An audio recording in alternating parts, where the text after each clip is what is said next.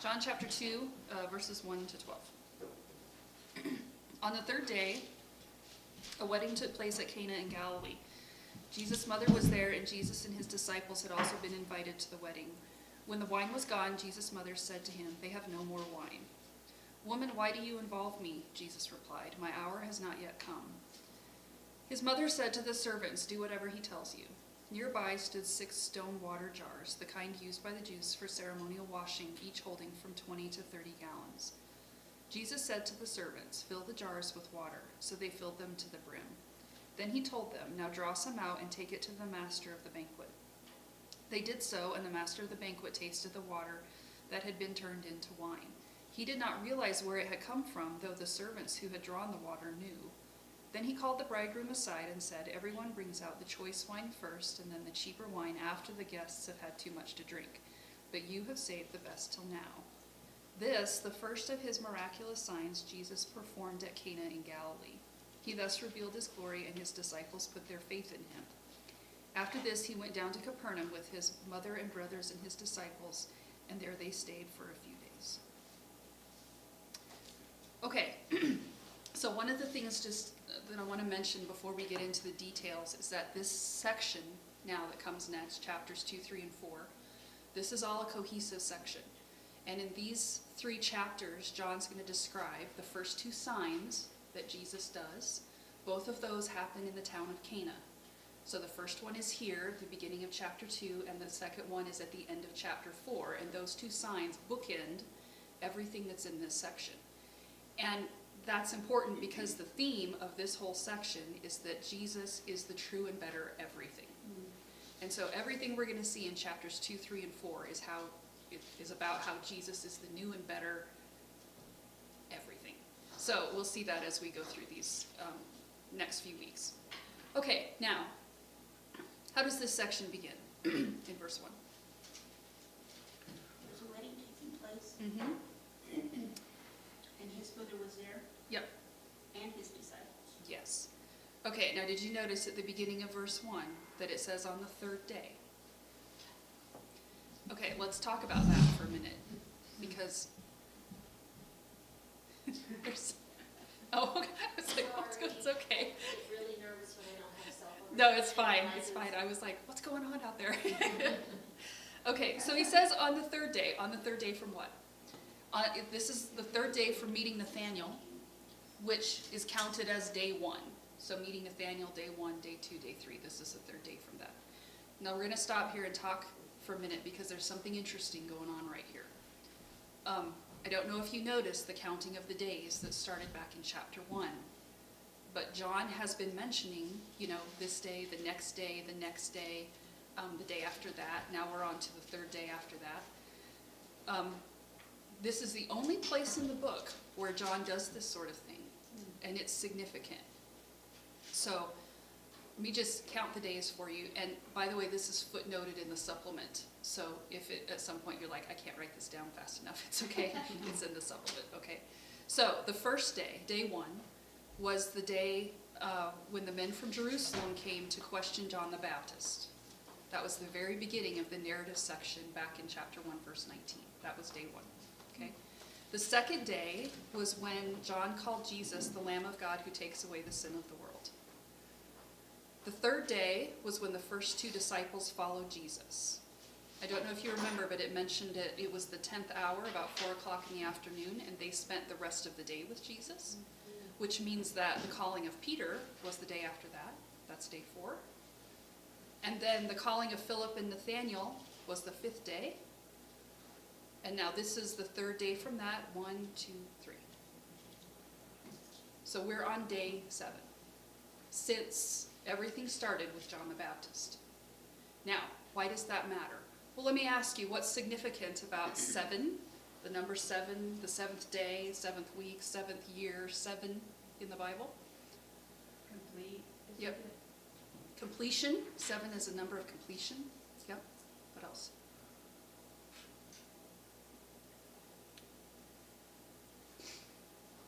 This isn't literally a Sabbath day, but what happens typically on the 7th day every week? Rest. Rest. Mm-hmm. rest, and rest that's focused on the celebration of God, worship and celebration of who God is, of his provision and his liberation for his people. When you look at sort of seventh day, seventh year, seventh week kind of stuff in the Old Testament, stuff tends to happen on those time periods that have to do with provision and liberation. The seventh year is when the debts get canceled and the slaves go free and all that kind of thing. There's a whole lot of significance from the Old Testament that's kind of bound up in that idea of the seventh day. Now, why does that matter? This is not a Sabbath day. We know that because no one would have a wedding on a Sabbath day. But the fact that it's the seventh day since the time when everything has started with Jesus, we're basically now 1 week into his public ministry. And this being the seventh day is a way for John to say, pay attention to what happens on this day. It's not just going to be a miracle. It's going to be something that is seventh day worthy. Whatever's going on in what happens with Jesus, it matters that it happens on day 7. Okay, we'll come back to that in a minute. And by the way, the number 7 is going to come back in other ways too in John. There are 7 signs that Jesus does. There are 7 I am statements, and so that number will come back up later. Okay, so he's back in his home region of Galilee. He and his now 5 disciples and his mother are all invited to this wedding in the town of Cana. That just sounds like the normal everyday stuff of life. But the fact that it's a wedding is really important. Okay, now what happens at the wedding in verses 3 and 4? Wine runs out. Run out of wine. And that's a really big deal. So first time I read this, I thought, okay, it's bad to run out of cake at a reception, but is it that really big a deal? It's much, much bigger deal than that. This isn't just like running out of the hors d'oeuvres or something. A wedding for them was a multi-day, all-community affair. And it was hosted by the groom's family. And if the groom's family runs out of food, it reflects very badly on this guy and how he's going to provide for his wife. And when the whole community comes to this event and then the wine runs out, it's more than just a minor faux pas. Like, it's a really big deal that the wine is gone. So when the wine runs out, well, what happens? Mary, you need to know this. Yeah, it makes me wonder if maybe they're related. Or I don't know, but it's like she's got the inside scoop. Yeah. She knows they ran out, and so she says to Jesus, there's no wine. I don't know exactly what she's expecting him to do, but assuming he's always been a pretty responsible guy, and he's the eldest son, and if anybody can do something, surely he'd be the one who could come up with a good idea. So she tells him, the wine has run out. And how does he answer? Not yet. I'm not supposed to do anything yet. She holds him down, or he holds her down. Yeah, and did you notice what he called her? Yeah. Woman. Yeah. Which is, it's not disrespectful in that culture the way it is in ours, but it's the equivalent of calling her something like ma'am, which is a strange way for him to address his mother. I mean, it's like he's intentionally putting a bit of distance between him and his mother when he answers her this way. Not being disrespectful, but just being a bit like, yeah. And then he says, my hour has not, what does that have to do with me? Basically, why are you getting me involved? My hour has not yet come. Okay, now that's a very strange thing that he says right there. So, what does that mean, that his hour has not yet come? Well, the next question, we're going to look up some references in the Gospel of John, because it's important to know when it talks in John about Jesus' hour, what is it talking about? So let's look up the references that come in this next one. But Sally, Yeah. said that, so obviously Jesus, God, are setting the timetable, Uh-huh. but it can't be that all of a sudden they've let his mom dictate the hour. No, So it's not. So he says it's not my hour, but then he proceeds to take care of it. Because there's something else going on. Yeah. Okay, so let's look up these references. Would someone look up 7 verse 30?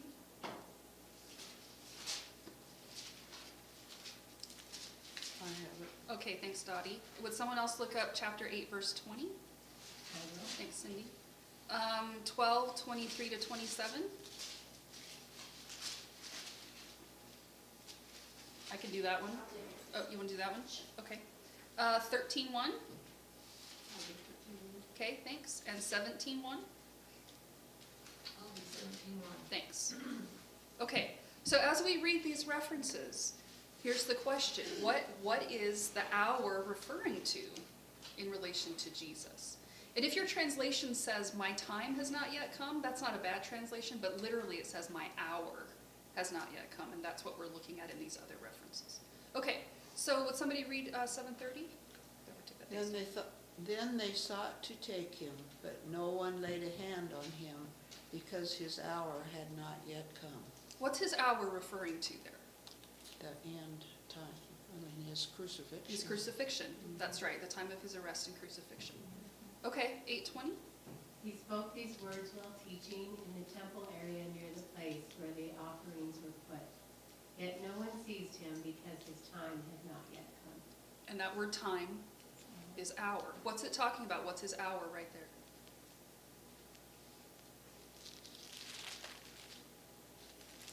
As far as If they're seizing, that's right. If they're seizing, yep, the time when he gets arrested and crucified. Okay, 12:23 to 27. And Jesus answered them, the hour has come for the Son of Man to be glorified. Truly, truly, I say to you, unless a grain of wheat falls into the earth and dies, it remains alone, but if it dies, it bears much fruit. Whoever loves his life loses it, and whoever hates his life in this world will keep it for eternal life. If anyone serves me, he must follow me, and where I am, there will my servant be also. If anyone serves me, the Father will honor him. Now is my soul troubled, and what shall I say? Father, save me from this hour. For this purpose I have come to this hour. Father, glorify your name. Same thing, right? I mean, again, the hour is talking about the hour of his death. 13:1. Now before the feast of Passover, when Jesus knew that his hour had come, that he should depart from this world to the Father, having loved his own who were in the world, he loved them to the end. So again, the hour is crucifixion. Yep. Last one, 17:1. When they had passed through Amphipolis and Apollonia, they came to Thessalonica. Did you say 17? Yeah, John. I'm sorry, I'm in Acts. It's okay. I'm I was sorry. like, I don't remember those complicated names in John. But I'm glad you got it and not me. Everything was a story. One more page. Get to 17, one more page. One more page. 17:1. John 17:1. Yes.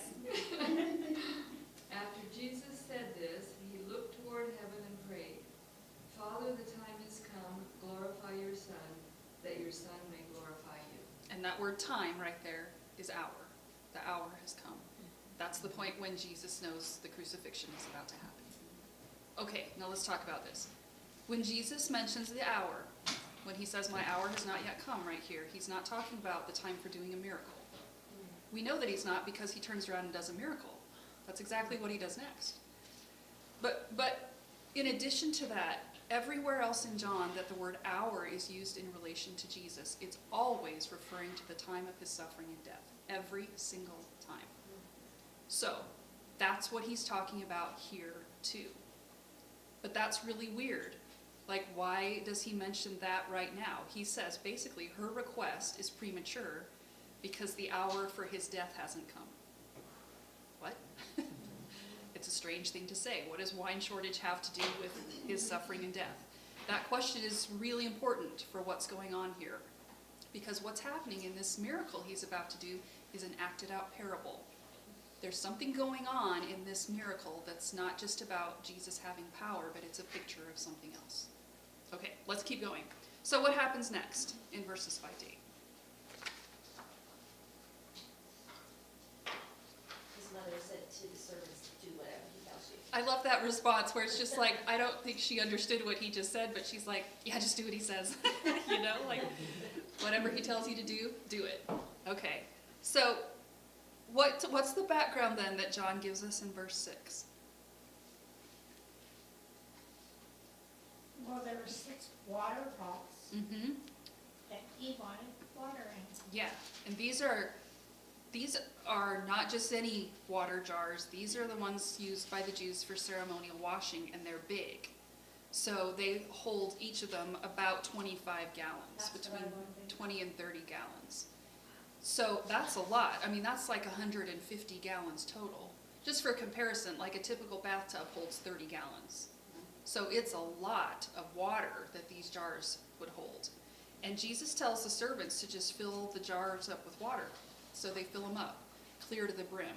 Now that's really interesting because Jesus could have sorted this problem out a whole lot of different ways.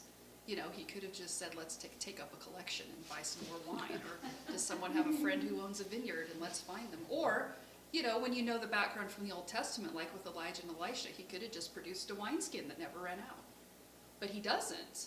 He takes these jars that hold the water for purification, says fill them up to the brim, and then he takes that water, says to the waiters, draw it out, take it to the MC or the master of the banquet or the head steward, whoever this guy is, he's the guy who's in charge of the banquet, take it to him. I kind of wonder what the waiters were thinking when they did that. Like, what are we doing? They draw it out and they take it to him, and John never says it. But the implication is that Jesus recreates the water and just turns it into wine. So what's the response of the head guy, the master of the banquet, when the wine gets to him? This wasn't just any wine, it apparently was an aged wine that would have come to the fullness of it. I'm not a wine connoisseur, but as I understand it, it had to be aged It's the, to be yeah. cream of the crop. Yeah, yeah. And you know, he doesn't know where it came from. How many people saw this happen? The disciples, Jesus' mother, the servants. That's it. Nobody else knows what just happened. Nobody else saw it. So here's the head guy who has no idea where this wine came from. But when he tastes it, he realizes this is great wine. In fact, it's such good wine that he calls the groom over. What does he say to the groom? Save the best for last. And why did you do that? Because we don't normally do that. You bring out the cheap wine when nobody cares, right? But he's brought out the best wine at the end. And you know the groom must be standing there thinking, what are you talking about? Like, we're out. Like, I don't know where, he doesn't know where it came from. But it's such good wine that it makes an impression on the guy who's the master of the banquet. And it's important that the what do they call him, the master of the whatever, Yeah. the taster, he had no preconceived notion. He couldn't have made a judgment No, already because he didn't know. no, that's right. So just by that little bit there, does it mean that Jesus didn't really want anybody else to see it? He just let these few people see it because he knew that they would be with him, and so they would start being familiar with what he's going to be doing down the road? Yes, I think so. He's going to do some more public spectacular things later.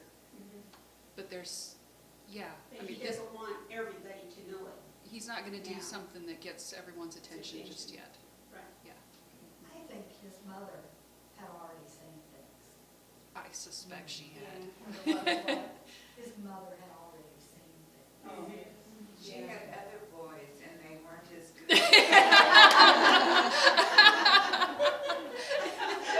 Maybe they were healthy boys.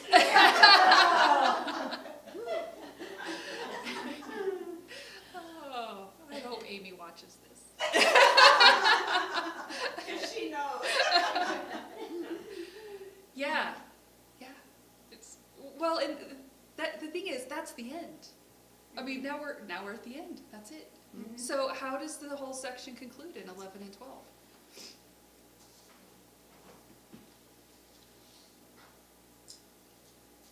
Well, it manifested his glory, it said, and his disciples believed. Yeah. First sign he does, it reveals his glory. The disciples believe, and then they head off to Capernaum and stay there a few days, and that's that. Okay, now let's think about this, because when I got to this point, I had a lot of questions. Why is this the first miracle John records? How is it a sign? And how does it reveal his glory? I mean, it's miraculous and it shows the lavish provision of God, but it's not spectacular. Most people don't even know that anything happened. It's not like raising someone from the dead or healing someone who's blind. I mean, you think about prophets in the Old Testament like Elijah and Elisha and Moses. All of them did more impressive things than this.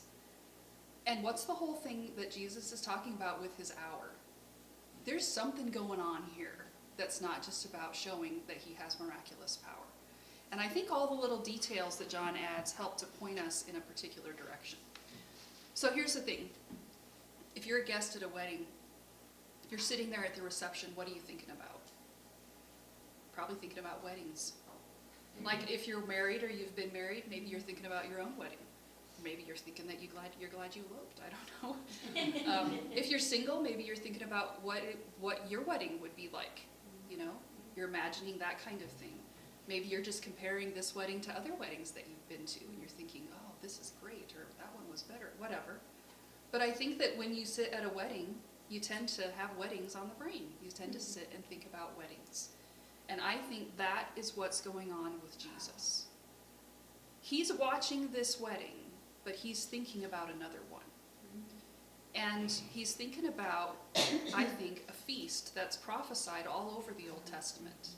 So, for example, Isaiah 25 says, "On this mountain the Lord Almighty will prepare a feast of rich food for all peoples, a banquet of aged wine, the best of meats and the finest of wines." And that feast, that same feast that's prophesied in the Old Testament,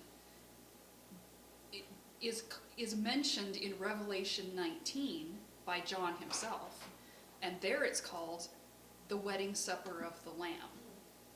Okay, now let's just think about that for a minute. Why a wedding supper? Why do you think that feast, the metaphor that's used for that feast is a wedding supper? Because Christ is the bridegroom. Mm-hmm. Keep going. Who's the bride? The church. That's right. There's this great celebration when the people of God and Jesus, the bridegroom, come together, and it's the kind of celebration that's compared to a highly anticipated wedding. It's this ultimate celebration where God and his people are together. And I think that's what's on Jesus' mind. And let me explain why I think that. Okay, knowing what you know about God and sinful people, what will it take for that wedding feast, the wedding feast of the Lamb, to happen? The bride in Revelation is described as pure and radiant. That's us. So how do the people of God get to be that way?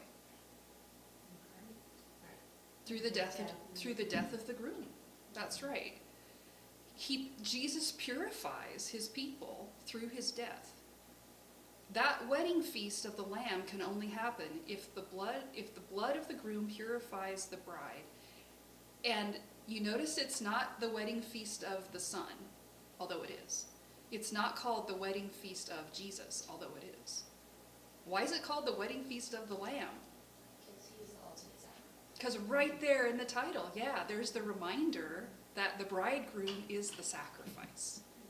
Which, by the way, John just called Jesus in the last chapter when he called him the Lamb of God who takes away the sin of the world.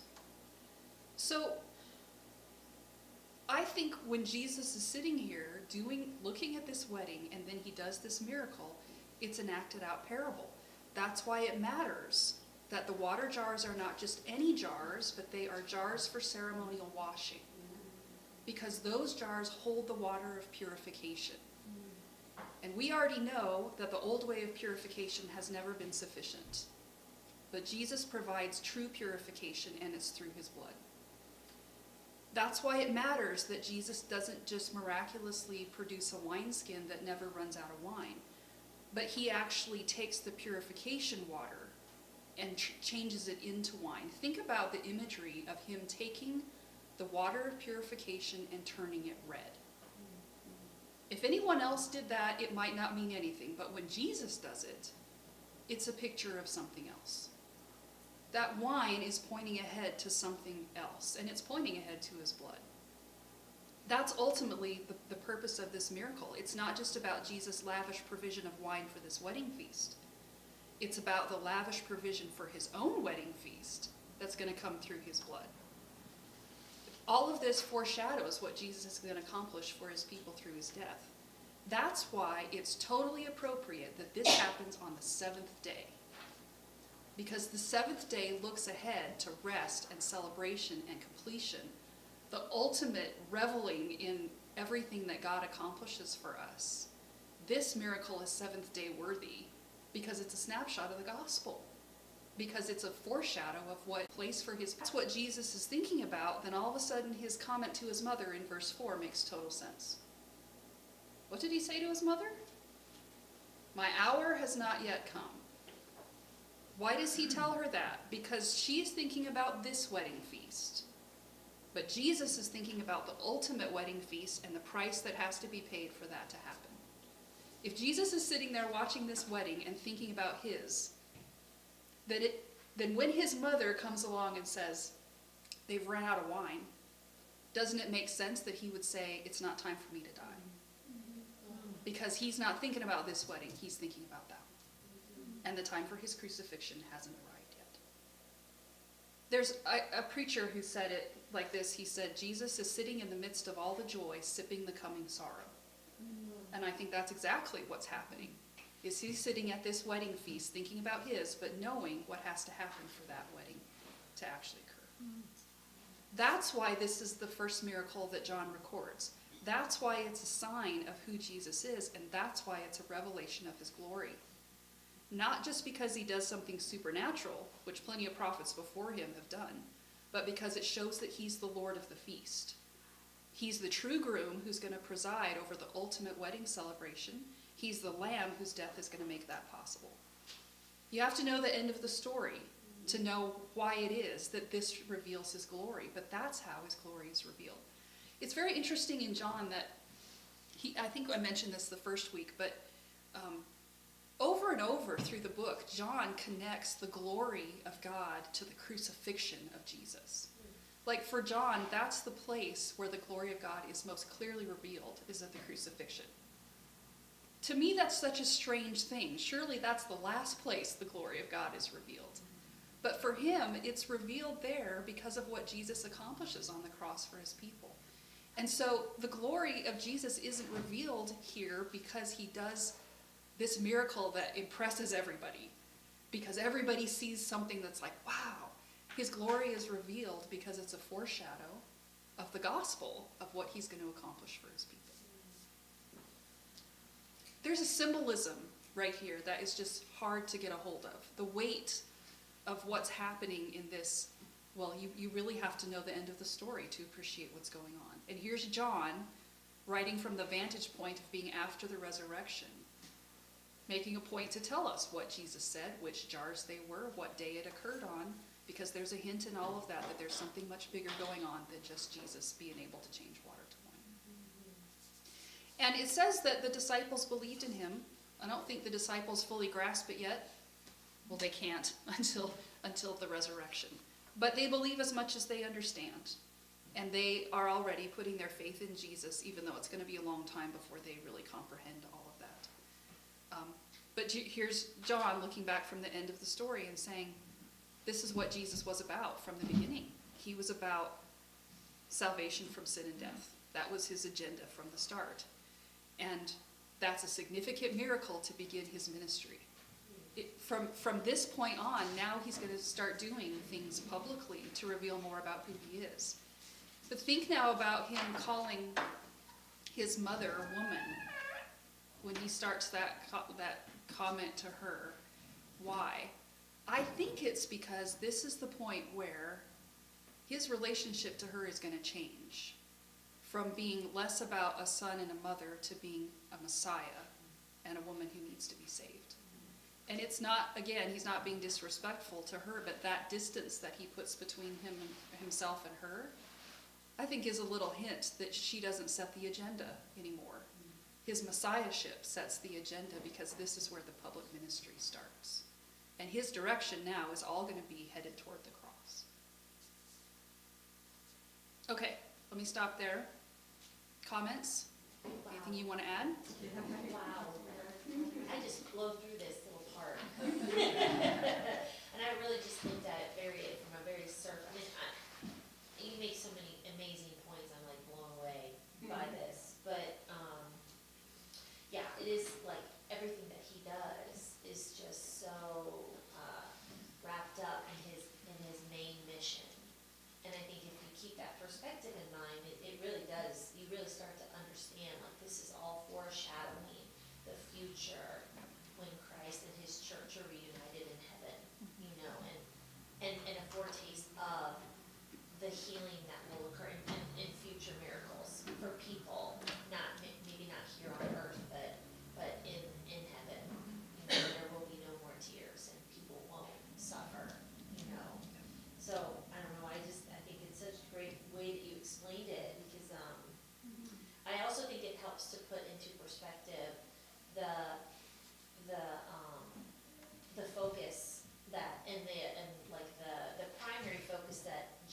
should have, and where I see him starting to separate himself from his mother, and showing that he's the Messiah, and that really, I mean, she's obviously a very blessed woman, but she is not sinless, and she doesn't set the agenda, like you said, which I think is really important, because people get a little bit fuzzy on the, where Mary stands in the hierarchy. There is no hierarchy, it's just Jesus as God, so I just think that's really great. Oh, I agree so heartily. It's just, wow, it is awesome. I mean, you know in Scripture that there is not a wasted word. We know that. But I'm like, Leah, it's like, okay, so they were for ceremonial cleaning. Okay, got that. I just appreciate this so much because it's just layer upon layer upon layer. It's so awesome. Yes, I'm glad you explained that verse 4, that comment, because I never did quite understand that, and it almost seemed like it was disrespectful or something, that comment, but when you put it, explain it, then it makes sense, yeah. Thank you for that. The part that I wasn't understanding was that my hour has not yet come. I thought that hour was when he began doing his miracles. Right. And that's what I thought that hour was. And now it's just this big instead of this big. Yeah, it's really heavy, and I would always read this miracle and think, how does it reveal his glory? It's not that exciting. I'm not a wine drinker, but. If I drank more wine, it'd be exciting. Well, because there's something else entirely going on. Yeah. If there isn't, then there's a whole lot of stuff here that doesn't make sense. Right, it's not But if just it's- a party. that's right. It's a tremendous celebration. Yeah. And it's so important that it's he's first at a wedding feast and last at a wedding feast. Right. Yep. Mhm. Yeah. The bookend. That's- Mm-hmm. Yep. Well, Well, and really, we get a snapshot of this every time we take communion, don't we? I mean, communion is like a little foretaste of the wedding supper of the Lamb, just a little tiny taste. And at the same time is a reminder of the price that was paid for that feast to happen, because Jesus has said it represents his body and his blood. So every time we take communion, we're getting a bit of this, just a reminder of where we're headed and what Jesus has done for us, that there's a wedding feast coming. And it makes sense, doesn't it, then, that it's the best wine, not just because Jesus is the Messiah, and of course he doesn't do anything by halves, but also because that prophecy in Isaiah said that feast that's coming would have the best meats and the best wine, it would have the best of everything. Well, then doesn't it make sense that when Jesus produces wine in a little foreshadow of that feast, that it's the best? Well, and he's the best, God saved the best for last, not just the wine, but Jesus too. It just struck, oh, I'm sorry, go ahead. that's gonna be just like when the last day is here. I'm sorry, ladies, I just lost it.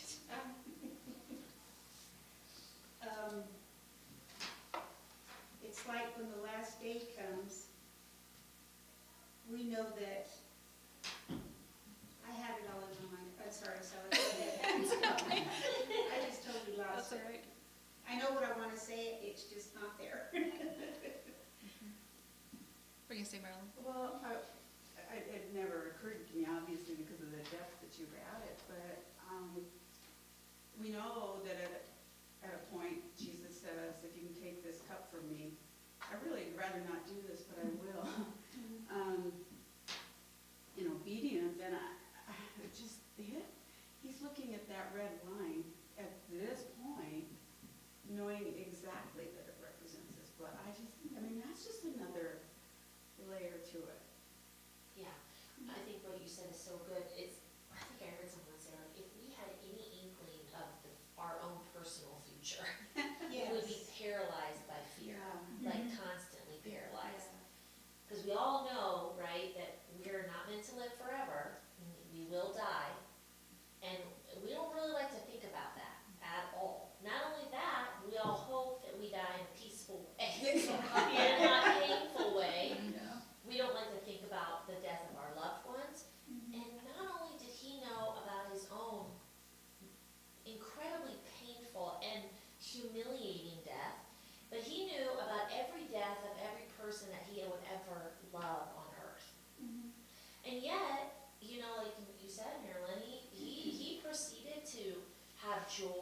celebrate, love people, and live.